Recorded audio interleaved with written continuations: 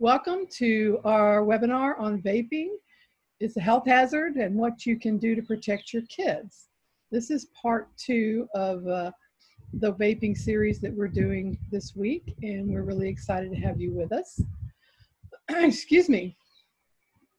I'm Michelle Smith. I am the state coordinator for Texas Action for Healthy Kids.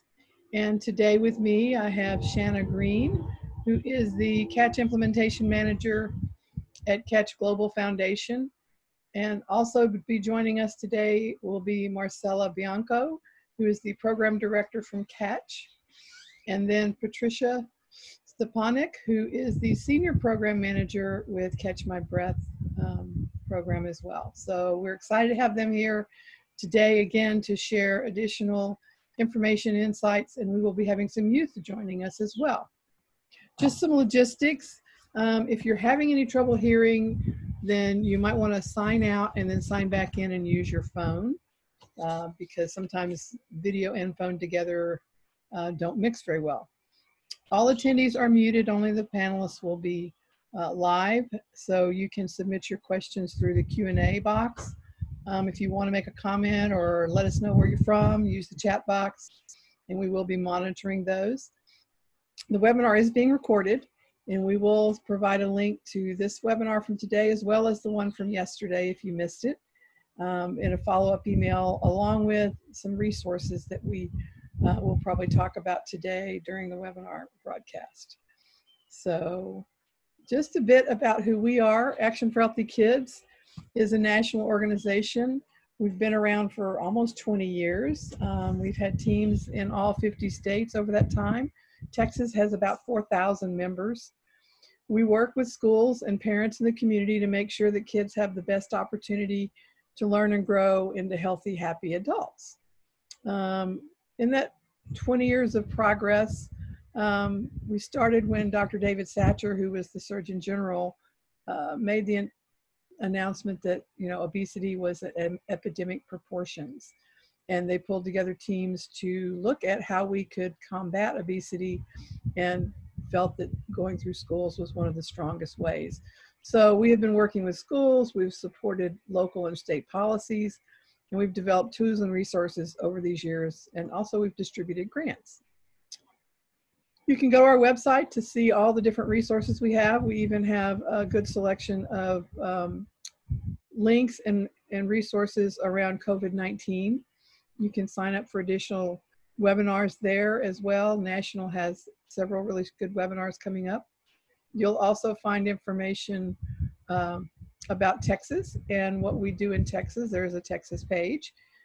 We have provided grants for the last 20 years on breakfast, on physical activity and nutrition education. We have provided webinars around school health advisory councils, and we have worked actively with groups like the Partnership for Healthy Texas on policies at the state level. So you can find a lot of good information if you visit the website. And now I'm going to turn this over to our partners from Catch, who are going to take off with this webinar. Thank you so much, Michelle. Marcella is on the line, but she is currently on her way back from Florida to Tennessee, so she's listening in. And then we have Shana Green, who's a wonderful colleague of mine as well. Shana is going to help field a little bit of the Q&A and just make sure that we get organized. So as Michelle mentioned, my name is Patricia Stepaniuk, and I am the Senior Program Coordinator for Catch My Breath. I've been with the program a little more than 2 years, and I started when I was finishing my master's in public health at the University of Texas School of Public Health in Austin, and I got a graduate assistant position under our program creator, Dr. Stephen Kelder, and Steve Kelder and his wife, Deanna, kind of created anything and everything that Catch has done over the last 35 years. So when I was there, he said, oh, you need an internship, go work for Catch, they'll find something for you to do. And I landed in Catch My Breath. Marcella and I talk a lot about, being in tobacco prevention and control, and it's rare that you find somebody that said, that's what I want to do with my career. We both kind of landed in it. I was physical activity and nutrition with my MPH, and I still get to work with that as a part of Catch. So if you were with us yesterday, you got a big, broad overview of why is vaping an epidemic? How did we get to epidemic status? And what is Catch My Breath?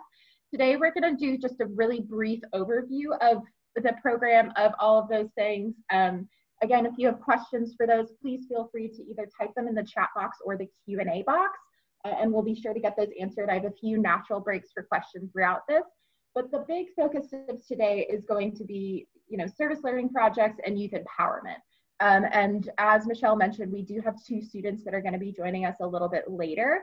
And they are going to, kind of talk about their experience specifically with vaping in their schools and what they've done to kind of step up to that leadership role.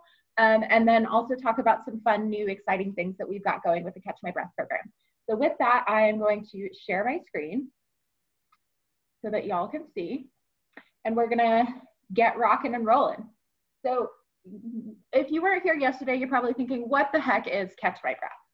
So Catch My Breath, we are the the whole globe, the first and still currently the only evidence-based youth nicotine vaping prevention program. And we're pretty keen on that word nicotine. We get asked a lot about marijuana and THC products. They have been siloed in the research world for a while, and we still continue with that. So we are nicotine vaping prevention. We've been around for 3.5 years, almost 4. And during that time, we've reached more than 1 million students and across more than 3,000 schools all over the country. And as I mentioned, we were developed by researchers at the University of Texas School of Public Health. It came about because our program creator, Steve Kelder, saw a 900% spike in youth e-cigarette use between 2011 and 2015, while he was working on the 2016 Surgeon General's report on youth e-cigarette use. And he saw it, there's no vaping specific prevention program, and he said, aha, this is the next epidemic. I'm gonna create something to hopefully prevent that. So with our program, we provide up-to-date information. If you heard Marcella talk yesterday or know anything about the tobacco industry and tobacco regulation and control, it constantly changes. So we make sure to try and stay either just ahead of that or jogging up right behind it to make sure that all of our curriculum is updated, all of our parent resources are up to date so that we can keep folks informed. As I mentioned, we are the first and only evidence-based youth vaping prevention program. Our manuscript was published earlier this year in Public Health Reports, which is the official journal of the US Surgeon General. And in that study, in our pilot study, what we found is that students who went through Catch My Breath, our pilot study was a middle school population. Those students that went through Catch My Breath as intended, as designed, were 45% less likely to experiment with vaping as those students who did not go through Catch My Breath. This is huge, and this kind of helped us lead into an NIH grant to do a 5-year randomized controlled trial of the program, so a much larger scale of the pilot study just to gather more evidence and see what else works so that we can hopefully mitigate and in the future end the youth vaping epidemic. So, talking about our program, you're like, okay, great, you're gonna prevent youth vaping. What does that actually mean? So our core program is, number one, free. That's a huge question that we always get asked. It comes at no cost to you. It's 4 lessons and it's available for grades 5 through 12. So we have a 5th grade, a 6th grade, a 7th, 8th grade track, and a 9th through 12th grade track. One of the resources that Michelle is going to send out is enrollment instructions for our program. So if you have questions, want to see what it looks like, you are welcome to sign up and just explore the platform. And once you get access to that platform, you'll see all these other wonderful resources that we've partnered with Action for Healthy Kids on, and all these other really great things. Also, if you're not aware, we are still in a global pandemic. And at the start of the pandemic, we saw that, all right, COVID-19 is a respiratory disease. We know that smoking can harm our lungs and make us more prone to infection of the lungs and respiratory tract. So we developed a COVID-19 addendum that, again, that is free, and it addresses lung health, infectious disease, and vaping, and how are these things all related to each other. Again, like I mentioned, that's free. There is a PowerPoint that you can use, but there's also a click and play video, which is super fun. And then we do have a couple, like, you know, plus up options, if you will. Again, in the time of COVID-19, when a lot of us aren't really sure where school is going to go and what school is going to look like, we decided to record our 6th grade program, just start there because that's where the demand was. But those 4 lessons, that is a paid service. If you're interested in that, you can certainly reach out to us and we can get you set up. And the other thing is training. So we know that the tobacco industry and this topic of youth vaping is extremely difficult to keep up with, and it's difficult to navigate. So we want to make sure that teachers and educators are prepared to do this. So we have training available. So one of those options is a pre-recorded training that is on our website. Marcella talked about that yesterday. And then we also have virtual training options, both for educators that are just looking to teach the program to students that want a little bit more hands-on training. And then also we have a train the trainer program. So if you are a community-based organization or like a district lead that is looking to build capacity within your community around vaping prevention, specifically around Catch My Breath, that community train the trainer program is definitely for you. And again, if you're interested in that, you can reach out to us. So I'm going to pause there and see if there are any questions just around Catch My Breath program, youth vaping, or anything like that. Again, feel free to pop those either in the chat box or the Q&A box at any point during the presentation. And we'll rock and roll. I'm not seeing anything, so we can keep going. So what is youth empowerment and why is it important? If you have paid attention to the news at any point in the last 2 years, you've probably seen a lot of young people band together over different issues. And I want to talk about 2 really fantastic examples of that. But first, I'm going to define youth empowerment for you all. Youth empowerment, and this is, thank you, Wikipedia and Webster's, is a process where children and young people are encouraged to take charge of their lives. They do this by allowing their voices to be heard and take action in order to improve their access to resources and transform their consciousness through their beliefs, values, and attitudes. This is huge. So we've seen these big social movements happen across the globe, and like I mentioned, in various forms. But one of my favorite stories of this is, and I'm going to mispronounce her name because I always do, is Malala Yousafzai. She's a young Pakistani woman who has fought tirelessly for equal access to education for women, not only in Pakistan, but across the globe. She also, a fun fact, is the youngest Nobel Prize laureate. She clinched the award at just the age of 17 years old. And I remember when I was 17, I was deciding if I wanted to continue on in band or just drop out and finish my senior year without that in my life. And she is a really prime example of why lifting youth voice can have a real tangible impact on future generations. She, you know, experienced all this adversity when she was living in Pakistan in the Pashtun region of Pakistan, and then went on to live in England and study at Oxford, and she's since graduated. But if you're interested in learning more about Malala's story, she has a great interview with David Letterman on his Netflix show, My Next Guest. Another really fantastic example of youth empowerment is Greta Thunberg. So if you're not familiar with her, she is a 17-year-old Swedish environmental activist who has taken the world by storm, which is all of the pun intended there. And her movement started in her home. She started with small, tangible changes in her home to reduce her family's carbon footprint. So things like not using single-use plastic, recycling more, buying wholesale, all of these really great things to help her family live a more environmentally conscious life. She then kind of transitioned her efforts to her school colleagues and her peers and organizing peaceful protests in Sweden, and then, it was just kind of spread across the globe and really shown what a determined, powerful youth voice can do, and really, you know, shift our focus to things that are eventually going to affect all of us. So with that, okay, a lot of you are probably thinking like, so what? Both of these young women are making a global impact, but that's way far away from here. It's across the ocean. How does that affect us in Texas or the United States? And the lesson that I want you both to take away from Malala and Greta is that they saw a gap in something that was important to them and important to those around them, and worked hard to bridge that gap to make a better world for tomorrow. So not just for themselves, but for those around them, their communities, their countries. And this is really key, because sometimes youth see things that we do not, or they're determined to reach a solution that we as adults have already deemed as impossible without even trying.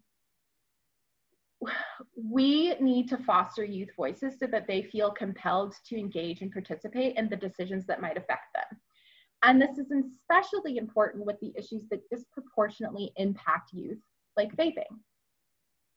So another example that I want to give from this, it comes from University of Amsterdam. And in 2018, they were awarded a 5-year grant to run a program called Co-Create. So, okay, if you haven't heard of Co-Create, I didn't until last summer when Steve Kelder came back and said, I heard about this really great youth empowerment program. We should try something like it. So Co-Create aims to involve and empower adolescents and youth organizations to foster a participatory process of identifying and formulating relevant policies, assessing the options with private and public actors, promoting relevant policy actions, and developing tools and strategies for implementation. The University of Amsterdam is using policies to tackle obesity as a conduit for this initiative, but the framework can apply to almost anything. So as I mentioned, our program creator, Steve Kelder, he was working with folks at University of Amsterdam and said, that's a really neat idea. I bet it'll work and catch my breath. And he was right.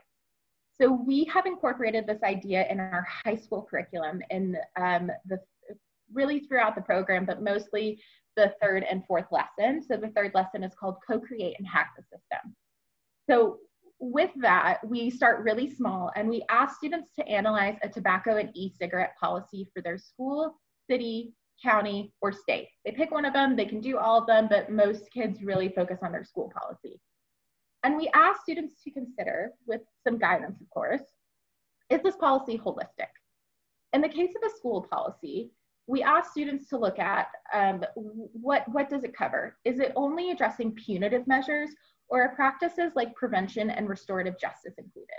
Again, this is really important to youth because, as you know, if you were on the call with Marcella yesterday, or if you have seen the news or talked to a middle school or high school student recently, you know that vaping and tobacco use is impacting their education. And the 2 students that we have on the call, we'll talk about that in just a little bit. So what I want you to consider is, what if we consulted young people when those policies were written? How might those policies be different? So at Catch, we have taken these ideas and expanded them into extracurricular options for students. So I'm going to pause for questions.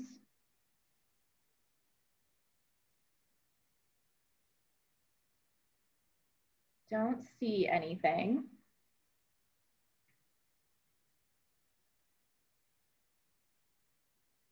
Okay, so with Catch My Breath, we started something called service learning projects last summer. And what we decided to do this because we saw a great amount of want from students to get more involved in it, to get more involved in tobacco prevention, but almost like a lack, not necessarily lack of guidance, but a lack of feeling like a place where they could belong in that national conversation. So really what we found is students were doing really either something very hyper localized or going all the way to the state or national level with this kind of stuff. And we found that it kind of worked in one of 2 ways. Either they were doing something like a poster during Red Ribbon Week, or a little campaign at their school to kind of check the box and say, yes, I did something, or they were going, like I mentioned, to the state, the county, national level to work on tobacco prevention policy change. And so we found this whole host of students kind of looking for something in the middle of that. They weren't quite satisfied with just making a poster, but they also either didn't have the time, desire, insert anything else here to do what we call big A advocacy work on the other end. So hence the service learning projects were stemmed. So with our service learning projects, we want to empower students to make a meaningful contribution to vaping prevention efforts, while also earning school credit, scholarship opportunities, and workplace skills like public speaking, advocacy, event planning, and more. The service learning projects that we have are going to be offered each school year, and then submission periods running from October to May. Participating students are eligible to win scholarships, which is huge. I don't know if you guys know this, but college is expensive and not getting any cheaper. And then they have the opportunity to not only win this scholarship money, but to be recognized both locally and nationally through Catch My Breath channels. So we have kind of just launched these. Everything just went out this morning saying, hey, these are up, go run wild with it. But this year we have restructured things a little bit to be more inclusive, but also hopefully give kids a better framework to do these projects while also letting their creativity and passion shine. So we have Advocate, which is work with a school, state, or community leaders on vaping prevention advocacy. And so like I mentioned, that could be, you know, it still can be for those kids that really want to do a poster campaign or something during Red Ribbon Week, and that fits their need. Or if they want to go off and really get into what we refer to as big A advocacy of working on like legal policy change and things like that, they can do that. We've got, you know, some rough guidance for both of those. We have Communicate, which is creating a media campaign or a public service announcement designed to inform others about vaping, like why vaping prevention is important or why they should avoid vaping. So we've seen things, again, it could be poster campaigns. We had students last year that submitted videos. We had some students make bracelets and sell them at school. All these really wonderful ideas that we as adults didn't necessarily think of. We have Congregate, which is host an event or presentation with the purpose of educating others on vaping prevention and why vaping avoidance is important. So we have a preformed deck for that. And then students also have the option to present the COVID-19 addendum, but we've had some students take those presentations again as a framework and really customize it and hyper-localize it to things that they know that are either directly affecting their peers in school, or we've had students that have worked with hospitals to do this, to bring more in the medical side of it with pulmonologists and nurse practitioners. It's really just been wonderful to see these things. And then we have Fundraise, which is host a fundraiser for Catch My Breath, because we are a nonprofit and you know, we want to make sure that we see this program continue and we build capacity within those communities. So, you know, let's support where we can. And as I mentioned, we have scholarship opportunities available at the national level. We have 3 prizes, a gold, a silver, and a bronze. All of this is available. It's live on our website right now, if you're interested. So as I mentioned, we just wrapped up our first year with this, running into our second, but we have some really great examples of this. So like I mentioned, we have students that they felt like doing a poster, like that was their wheelhouse, that was their jam, that's where they felt that they could succeed. We had one student work with her at her state level to have some vaping policy change, which was huge and absolutely wonderful to see. And then we had one student that did a year-long campaign at his school, and he made bracelets and sold them. He gave presentations throughout the year, did posters, other like booster sessions in terms of information and what was going on, and really created this holistic approach to vaping prevention and vaping avoidance at his school. So these are just 3 examples of what happened, but we're super excited to see what the next school year brings. And then these are just some student testimonials for students that participated in the service learning projects last year. You know, they've said that they want to make sure that everybody knows about this. They know that so many of their peers at school experiment with vaping, and they need to know what they're breathing in. They need to know the ramifications, thinking long term. And this is all really great and wonderful to hear. And we are, again, we're so excited to see where this goes, but this kind of inspired us to take this one step further. And this is something that Marcella has talked about since she joined Catch My Breath in 2017, is let's inject more of a youth voice into the decisions that we make around curriculum and messaging. And it just kind of fit that 2020 was the year to do that. So we are also running the first year of our Youth Advisory Board of Directors. So we have 7 wonderful members. I know 6 are pictured here, but you know, we're waiting for just one more headshot to roll in. And 2 of these students are going to be speaking today, and I'll introduce them here in just a minute.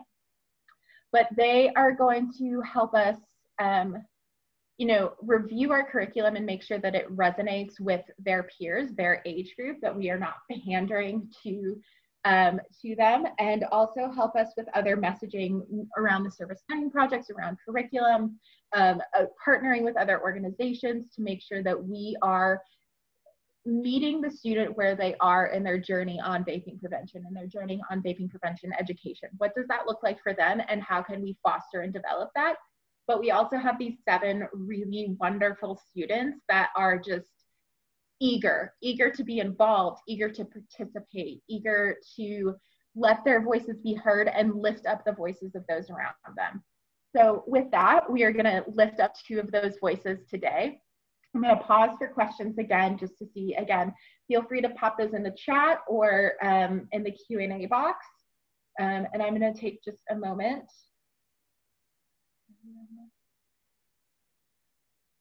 Anybody? No? Okay.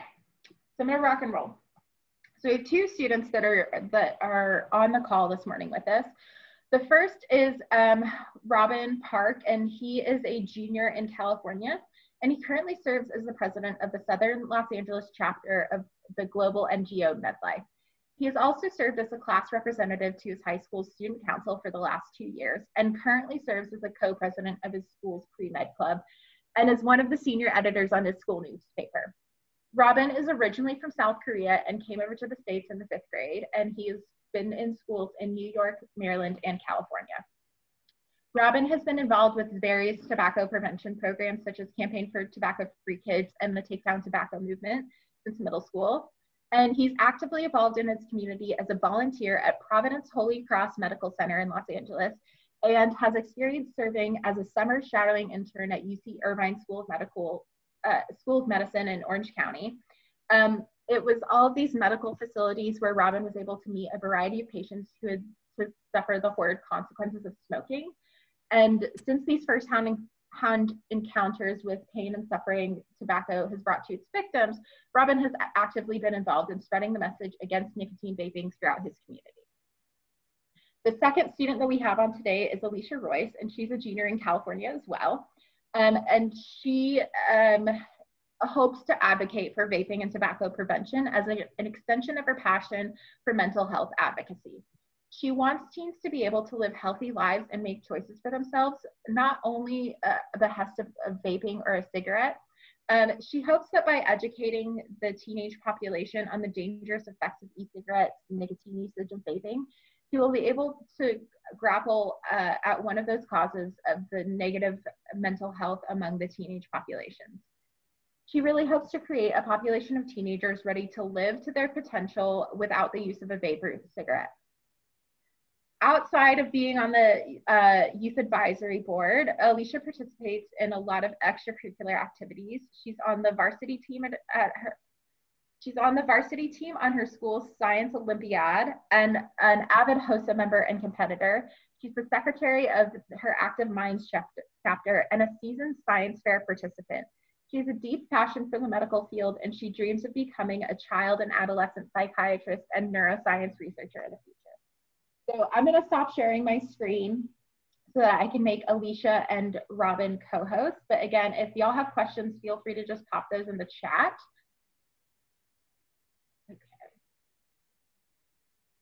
All right, Alicia, I'm making you a panelist. And then I just...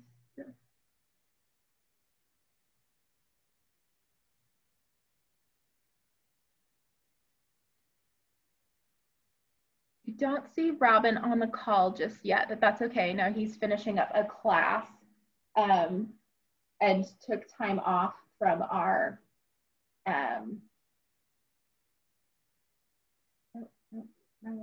took time off to do this today. So while Robin is joining Alicia, I'm going to pull up the list of questions and kind of get you started on this.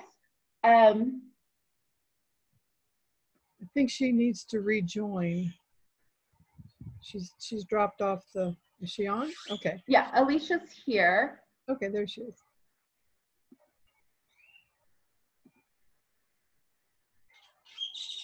Okay. Alicia, can you hear us? Yeah, I can hear you. Okay, excelente. So thank you again for taking time out of your schedule to meet with us. So I want to start, if you could, describe the vaping environment in your school and how it's changed over the last 2 to 3 years. So at my school, I never really thought vaping was a problem until I heard a few older students talking about it, and I asked them their views on vaping at our school. And what they said was that there were a lot of students that were caught for using a vape or using a cigarette in the classrooms or the halls. And I was quite shocked to hear this because I didn't really think vaping was a problem.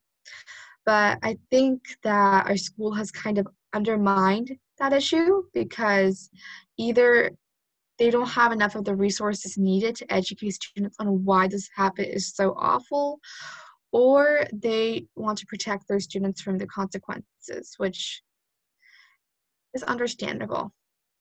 Over the past 2 to 3 years, I feel that this problem has increased because of the easy accessibility of vapes, their appeal through their numerous flavors, and also the fact that they're seen as some sort of a trend. Like if you have a vape, you're seen as trendy or cool, which I think is a very harmful stereotype. And I think that's something that's going to be really important when it comes to schools addressing these vaping issues, is that not only are they giving their students the necessary disciplinary action that they need, but that they're also educating the offenders on why vaping is bad, how it can affect the body, and what a student can do in order to shatter these stereotypes and make more educated choices on using vapes and cigarettes. So that's my view on how my school is doing in terms of vaping and cigarette usage. There we go. Thank you, Alicia. I got a lot out of that. And Robin has joined us on the call. Robin, I'm going to unmute you. Hello. Thank you so much for joining us. So Alicia just spoke on how vaping has changed in her school environment over the last 2 to 3 years. I'm not sure if you were able to catch any of that, but would you mind just kind of giving us what that vape environment looks like at your school and how it's changed for you? Yeah, so I think vaping has been a problem at our school for quite some time now. And, I came to the school when I was in 8th grade. And I think like every school is a bit unique in that sense of how they have interactions with this vaping and so forth. But, we are like a school like in Los Angeles. And, I think we are kind of at the epicenter of all of this like vaping crisis. And then whenever like a new vape comes out or anything like new comes out, we're like one of the first schools to actually experience this. Mm-hmm. And so like kids here, like we are a private school, so kids have easy access to whatever money they need to buy these kind of vaping material. And we have so our school wasn't very keen on trying to solve this issue for a while because it wasn't like no one was actually vaping on campus or so forth. So so the administration didn't think of it as a big issue. So even if kids aren't actually, vaping on campus, or they just don't catch kids on campus like using these kind of e-cigarettes, that doesn't necessarily mean that it's not a problem. Because it also found that at our school, it became a problem after parents found out that kids were actually getting e-cigarettes from school, from other kids. So they weren't exactly using it at school itself, but they were getting it from school. And then the school decided to come down on it with like an iron fist. And, I think that kind of shifted, raised some eyebrows with the students. And although it did kind of work out at the end, like our school hasn't really, even to this day, hasn't really recovered fully from that, crackdown of them trying to find out if kids have vaping material. They try to come in and confiscate them. So I think it kind of ruined some relationships, definitely, between the faculty and the kids, and the administration and the kids, and even within the kids population itself. Ever since like the faculty were like meritizing kids for like reporting these kind of cases, it also kind of turned like students against the students itself, like student body against the student body itself. So it has definitely been a negative experience for our school. Thank you, Robin. And I think that brings up a lot of great points that people don't realize, and leads really nicely. And you covered some of this, and Alicia did as well, but the impact on the relationship between teachers and students as a result of vaping. So Robin, you just alluded to, there being a little bit more tension between teachers and students as a result of how you phrased it, vaping crackdowns. Alicia, could you elaborate a little bit more on that? Have you experienced something similar in your school? Personally, I haven't really heard of any tension between teachers and students increasing because of the increasing incidences of vaping and cigarette usage.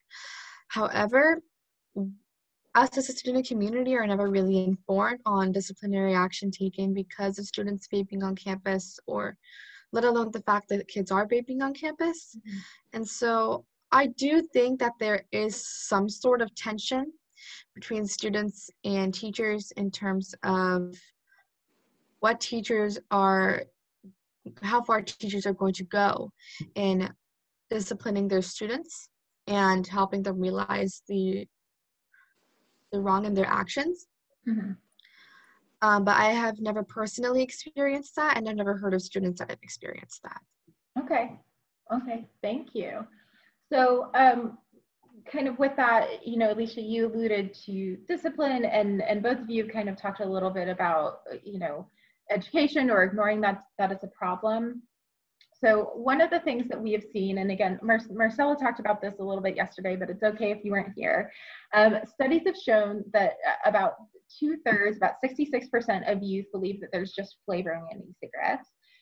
Robin and Alicia, do you feel that this has changed in terms of what students and your peers perceive as in an e-cigarette, or what it might be doing? Or is more education needed? And do you feel that your peers understand the health effects of what's inside their vapes? So I feel that a lot of students don't really necessarily understand the effects that vaping can have on their bodies. I feel that somehow these kids think that vapes are trendy, and that no matter the consequences, they should try vaping or try smoking a cigarette because it's trendy and cool. And I feel that another one of the huge factors of student vaping is that they're really appealing because they come in these numerous flavors, and they're easily accessible to the population, and they can be disguised as USB because you can charge them by plugging them into your computers. And so I feel that more education is needed on this front. I feel that students need to know that vaping is as harmful or even more harmful than smoking a cigarette, that they contain chemicals that can cause significant harm to their health and cause a lot of respiratory distress, both chronic and acute. And I feel that students also need to be educated on how they can prevent their peers and prevent themselves from being lured into these kinds of traps. So then that way they won't have that sort of appeal toward vaping, and they'll feel that they shouldn't be they shouldn't necessarily be part of a habit that is causing more harm than good to their health. Because vaping is not a one-size-fits-all solution to stopping smoking. And in fact, they're in fact sometimes more addictive than cigarettes themselves. And so by educating them on what vaping actually does to the body and how students can stop this habit, I feel that students will better understand the impact that vaping can have on themselves and their communities, and they will be more likely to make more educated, sound choices on this topic.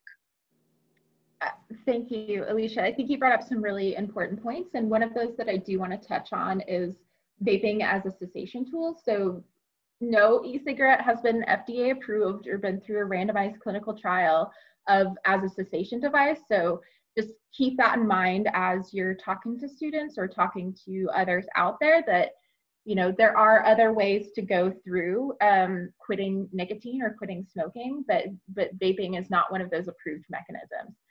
Robin, do you want to add to anything that Alicia said, or give your perspective on this?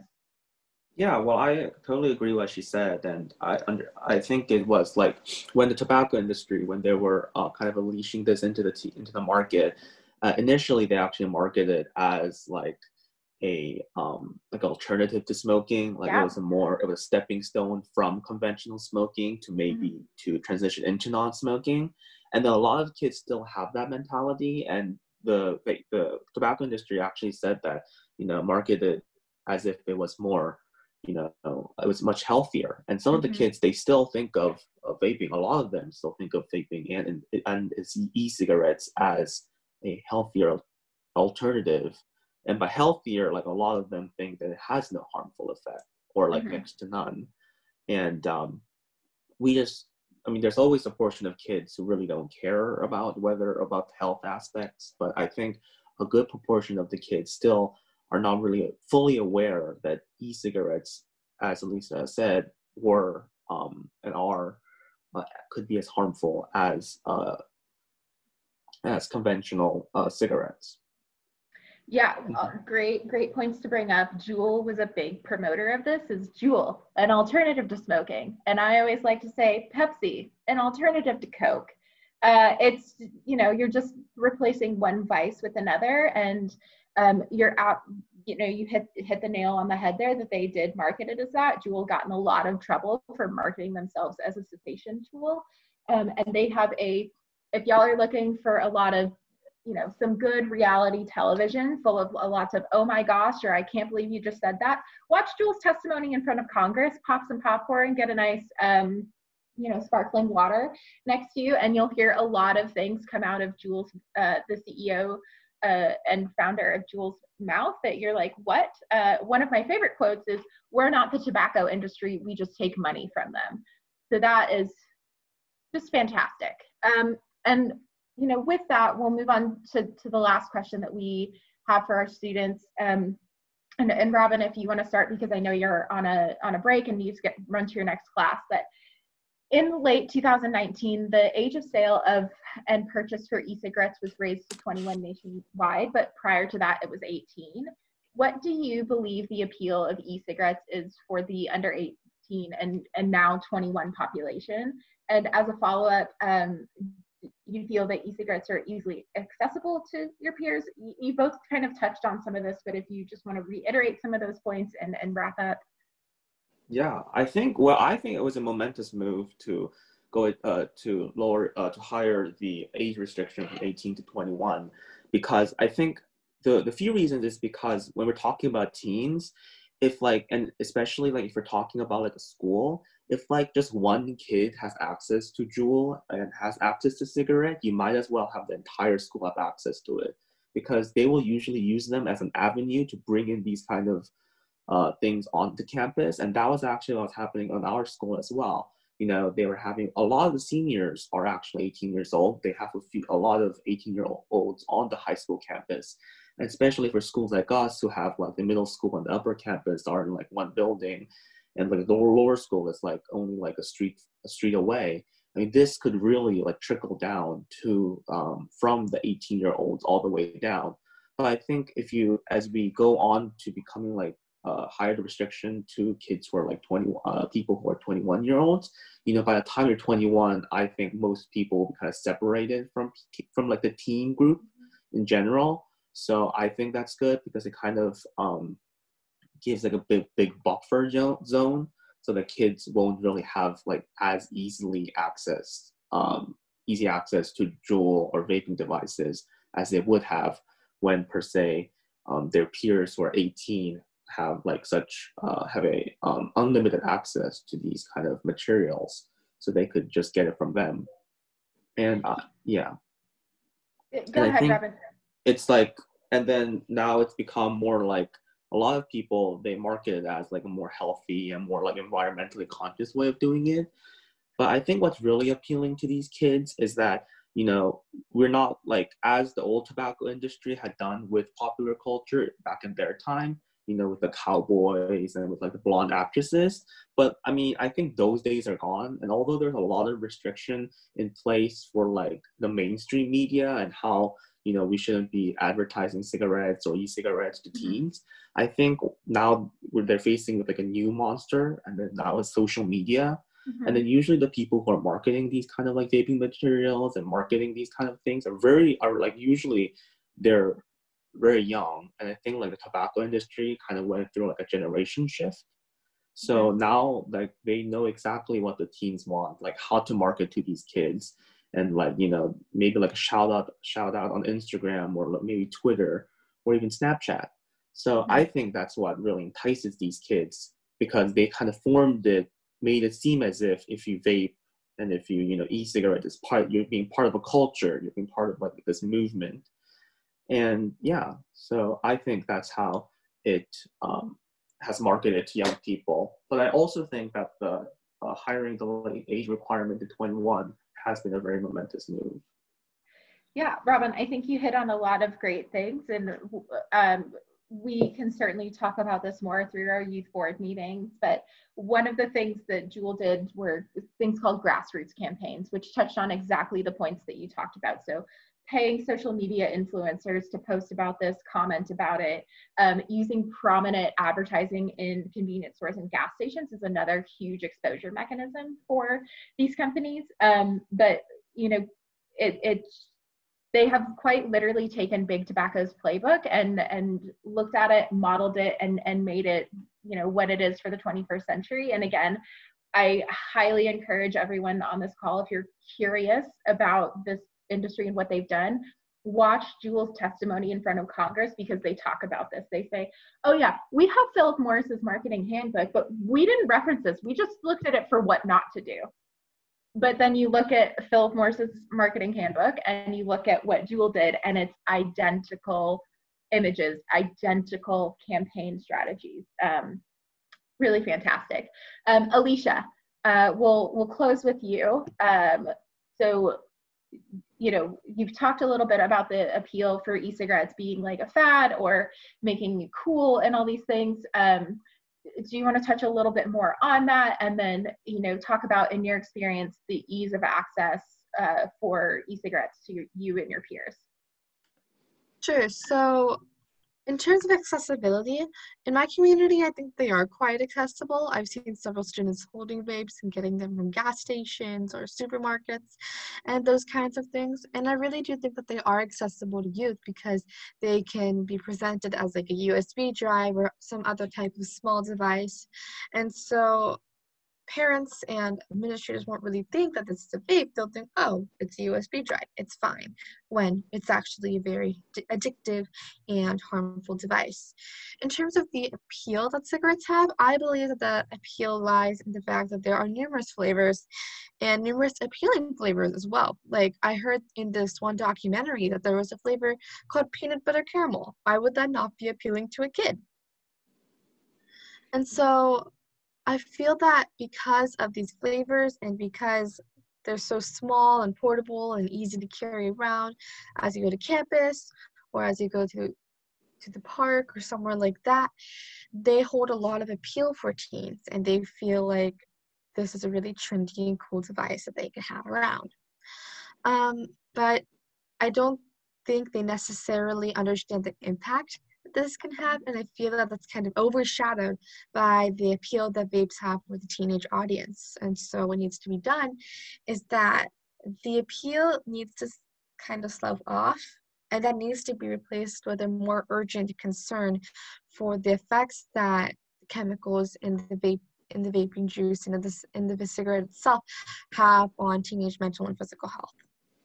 Yeah, great points there, you know, reinforcing the appeal of flavors. And again, that's exactly what the tobacco industry did with flavored cigarettes, flavored dip, flavored cigars, cigarillos. It is exactly the same thing, and why we passed a flavor ban on those more conventional tobacco products, and why we in the tobacco prevention and control industry are pushing so hard for just an all-out flavor ban on e-cigarettes. We have, you know, Marcella talked about this yesterday. We have a limited flavor ban right now, only on closed pre-filled pod systems like a Juul, but disposables, tanks and mods, their e-liquid in those devices are not covered within that ban. So there's still those 8,000 flavors that are out there readily accessible. And as Alicia and Robin have both touched on, just enticing new students every single day. That is all of the questions that we have for our panelists. I'll open it up to questions from anybody else, and I'm going to share my screen again so that y'all have our contact information in case you want to email us, call us, whatever else that's there. And then Michelle, I don't know if you have any closing remarks for today. Yeah, I'll need you to share. Let me share my screen for a quick wrap up. Yes, ma'am. Thank you.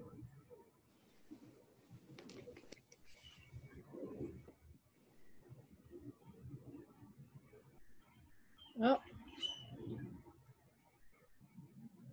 there we go. So just real quickly, we will send some follow-up information to you. I want to thank our youth. That was some great insights that you shared, and it's so helpful to have you involved in this. I'm so excited and proud of both of you for the work you've done, and thank you, Catch, for bringing these students together to help push on this important topic. Thank you, Shana and Marcella and Patricia, for all your hard work for a 2-day set of webinars.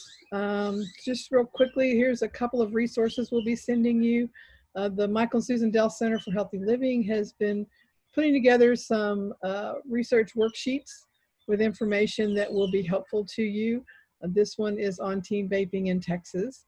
And then on the other side, you see a resource from the SAYWHAT group, which is Students, Adults, and Youth Working Hard Against Tobacco. They have a program that involves youth as well, and they have some great resources. So we will be sharing some of those with you as well. I believe I actually have a slide with their contact information in here. We will be sending you a follow-up email with the links to both of the vaping webinars, as well as some of these resources. And we will provide a link. There are other webinars you may be interested in on the YouTube, so you can go there to watch them. I would encourage you to check with your School Health Advisory Council. I know that the one in Austin was working on vaping. We had a lot of parents that were very concerned about these issues and having vaping happening at schools and try to how to work with it on campus. Now we have remote learning, but it's still an issue. So if you have a shack that's really active, that's a great place for you to work. If not, you can also reach out to us and we can work with you on how to get your School Health Advisory Council more active. And then we will be having a summit in November, the 16th and 17th. We'll start around noon on the 16th. We're going to have an opening session with a couple of the Harris County Public Health, Dr. Umar Shah, as well as George Roberts, who is with Tyler, and the Texas Association of School Administrators executive director will be there talking about the new normal. And then we're going to have school districts telling how they have dealt with different aspects of reopening, how it's impacted child nutrition and physical activity. So mark your calendars, and we will have information on that going out, and we will share it with the links here as well. Again, I'm Michelle Smith. Thank you all for joining us. Thanks, Patricia and Shana. And I hope you all have a great rest of the day.